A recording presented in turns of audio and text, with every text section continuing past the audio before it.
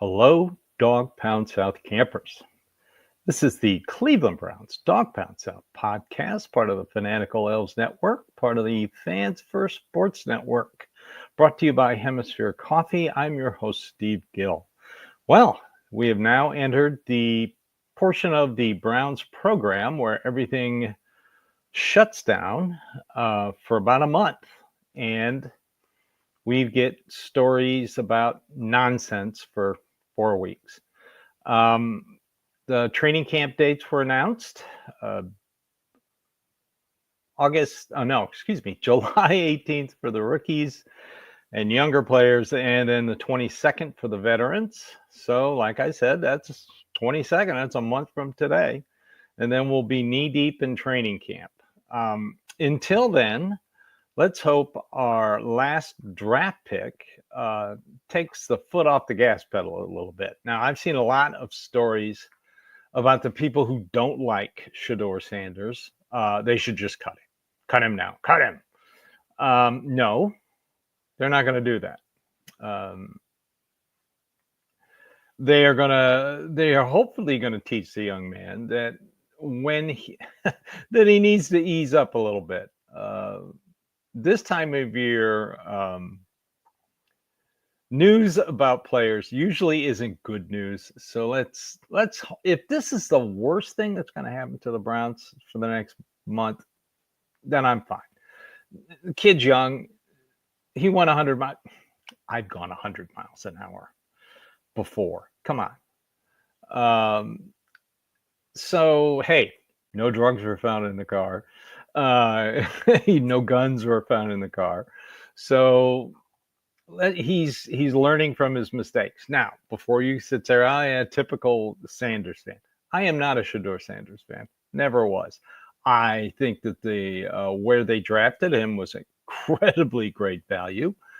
I don't think he's being hurt by the Browns. I don't think he's being punished by the Browns for not taking snaps with the number one unit as much as Dillon Gabriel.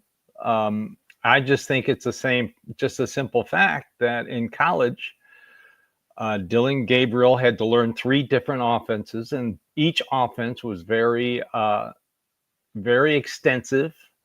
And Sanders was in a pretty simplistic offense in college, coached by his dad. I know he went to 2 different schools, but his dad was both. And it was very simple. I mean, his offensive line in college sucked. Let's just face facts. So they ran a lot of screens, and they ran a lot of outs, a lot of quick things to protect the quarterback is basically what they ran at Colorado. And he still got sacked a lot.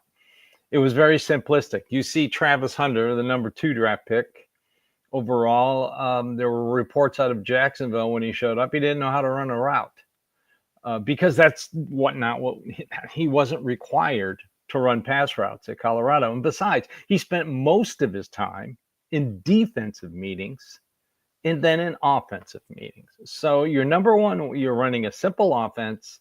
Your number one offensive threat isn't even in the offensive room the majority of the time because he's studying in the defensive room. So let's just calm down on who's going to start, which rookie has the best opportunity to start. I have an article I just put out yesterday at Fans First Sports Network about the dilemma. It's not a problem, but it is a dilemma the Browns have at quarterback. Give it a read and tell me what you think. So, training camp in a month. So we have to put up with all the garbage articles and clickbait articles between now and that period of time. Let's just hope everybody shows up healthy and everybody shows up ready to go. So that's all I'm hoping for. Let's take a quick break. All right, back with you. So, other big news items besides Shedeur Sanders driving fast and training camp. Well, the number 2 pick, Quinshon Judkins, still has not signed yet. Number 33 pick signed right away, Corey Schlesinger. So Carson Schlesinger, sorry. So what's the holdup? Well, remember Tyler Shuck, the quarterback everybody thought could be the next second coming, and New Orleans took him in the second round. He wants a fully guaranteed contract. A second round pick wants a fully guaranteed contract. That's what's holding up all the other picks in the second round right now. And I think I read someplace that of the unsigned picks, 70% of them are second round picks. They're all hold up because of Tyler Shuck and his guaranteed money demand. So until that gets done, I mean, the money is slotted. What the salary that Junkin is going to make is already slotted. Right now, they're just talking about verbiage and that kind of stuff. But this guaranteed thing on Tyler Shuck is really thrown a wrench into the works for the second round picks. Hopefully, they'll get him done prior to training camp. I don't think it's going to be a problem until then.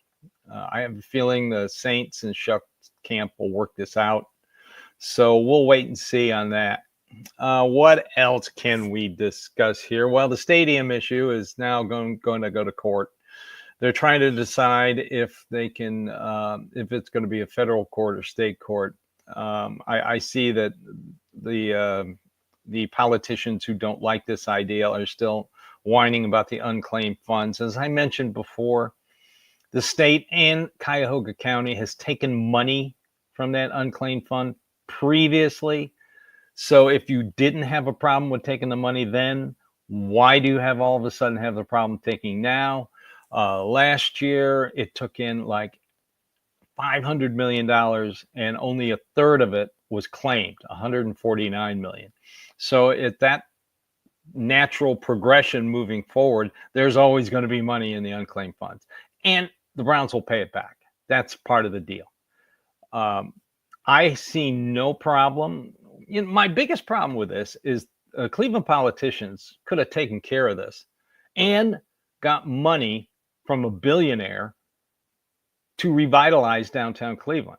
Right now, with the stadium, 10 Sundays or 10 weekends a year, the businesses get a massive influx of people, even when the Browns are bad.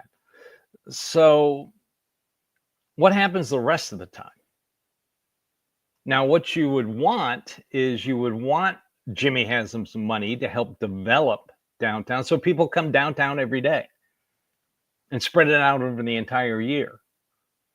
See what I'm saying? It makes no sense. You should have worked. The Browns and the city of Cleveland should have worked together. But what happens is you get politicians who think of their self-power over the power of their constituents.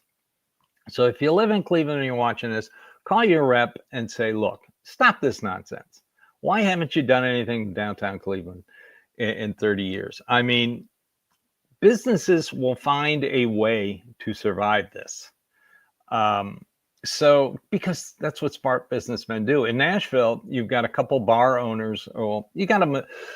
A lot of the bars are in downtown Nashville, and that's what it is. So let's face facts. It's honky tonks and entertainment venues, and that's about it. If you're a country music star, or any kind of star, you open up a restaurant. Post Malone's getting ready to open up a restaurant. John Bon Jovi just opened up a restaurant. That's what you do in downtown Nashville. You open up a restaurant, honky tonk. It's going to have different levels. It's going to have different, it's going to have high class dining in the upper part. It's going to have a rooftop bar, blah, blah, blah. But that's what you do in downtown Nashville. And there are some owners down there who just don't play well with others. They complain about everything. And there are others down there who learn to adapt. There's this one gentleman who's learned to adapt ever since COVID, and he keeps making money. I wonder why he keeps making money. Because he adapts to the current landscape. That's what good businessmen do. And that's what businessmen in downtown Cleveland and women are going to have to learn to do. Don't just sit there and pound your head against the wall. The stadium is happening. It's going to happen. Accept it and work with it. So Now, like I mentioned earlier, we go into the summer doldrums. Um, news will be greatly appreciated if it's good news, and overanalyzed if it's bad news. So just prepare yourself for a nice month-long excursion into lists and redrafts and that kind of garbage. But if we hear anything here at the Fanatical Elves Network, you know we'll be the first on it. So I want to thank you for watching today. This has been the Cleveland Browns Dawgpound South podcast, part of the Fanatical Elves Network, part of the Fans First Sports Network. And as always, we're brought to you by Hemisphere Coffee. I'm your host, Steve Gill. And like I always say, I want to thank you for watching, listening, subscribing, and following. We're just Browns fans like you.